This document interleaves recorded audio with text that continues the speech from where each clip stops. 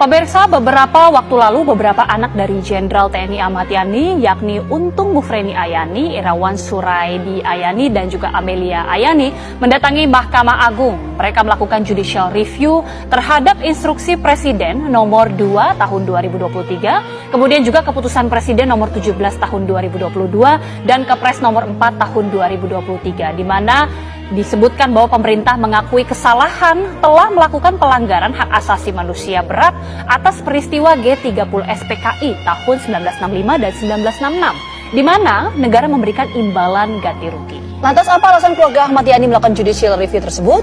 Kami akan membahasnya bersama dengan anak dari Jenderal Ahmad Yani, yaitu Untung Mufreni Ahmad Yani dan Legend Purnawirawan Agus Wijoyo, Dubes Indonesia untuk Filipina, yang juga merupakan putra dari pahlawan Revolusi Majen TNI Anumerta Sutoyo Siswo Miharjo. Selamat petang semuanya. Ya, saya mau ke Pak Untung terlebih dahulu. Pak Untung, alasan Anda ini mengajukan judicial review ke MA itu apa sebetulnya dasarnya? Ya, alasannya satu ya, ini sebetulnya siapa sih korbannya, kan gitu ya Mbak. Yang mulai siapa, pasti ada sebab dan akibatnya kan pasti kan.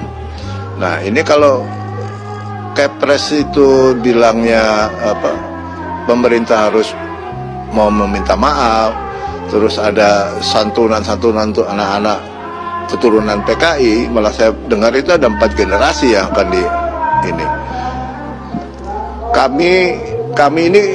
Kami ini sebetulnya korban ya. Kami lihat ayah kami atau dibunuh di depan kita, di depan anak-anaknya, diseret-seret sampai keluar, dibawa ke lubang buaya, masukin ke sumur lubang buaya. Itu apa bukan pelanggaran HAM ya? Saya sih cuma mau tanya itu aja. Nah terus jangan diputar balikanlah sejarah itu. Ya. Anak-anak keturunan PKI itu dia dia bisa masuk ke pemerintahan, dia bisa masuk ke kabinet, dia bisa masuk ke DPR atau kemana saja.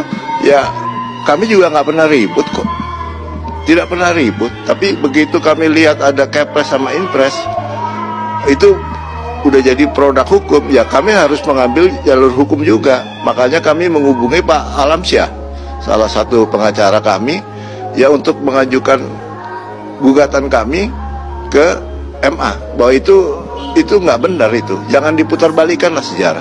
Baik, Pak Untung. Saya rasa itu ya Mbak ya. Oke, Pak Untung, ini mungkin bisa dijelaskan sedikit kepada pemirsa mengenai ada 1 Inpres dan juga ada 2 Kepres. Ini sebenarnya memuat apa Pak? Dan poin yang kemudian akan diajukan atau judicial review, poin-poinnya apa saja sebenarnya yang akan diajukan dari pihak Bapak? Ya pokoknya anak keturunan PKI itu akan berikan santunan, ya kan? Santunan kalau tidak salah 4 generasi. Saya aja bacanya udah males saya, betul ya, males. Cuman hati kita tidak bisa terima, ya kan? Hati kita tidak bisa terima. Seolah-olah pemerintah atau TNI waktu itu tahun 65 itu yang salah gitu loh. Terus dibilang ada pembantaian. Siapa yang bantai? Yang dibantai itu kaum muslimin, terutama di Jawa Timur, Jawa Tengah, ya kan? Itu enggak digembar-gembor kan? Enggak. Tapi PKI yang memang terjadi tahun 65 itu 6 jenderal, 2 perwira yang di Jogja, kemudian 1 perwira yang masih muda, Pierre Tendean, itu dieksekusi Mbak. Ada yang di rumah, ada yang di lubang buaya. Sadis. Coba Mbak pikir aja lah, atau masyarakat yang lain pikir, yang mana nih yang betul nih, kan gitu. Mana yang betul? Kalau saya percaya, ya saya bukan pengkhianat lah. Dia cinta sekali dengan tanah airnya sehingga dia berkorban.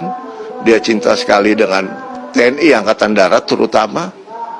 Dia berjuang dari mulai zaman kemerdekaan, menumpas pemberontakan-pemberontakan, ya dia jalankan.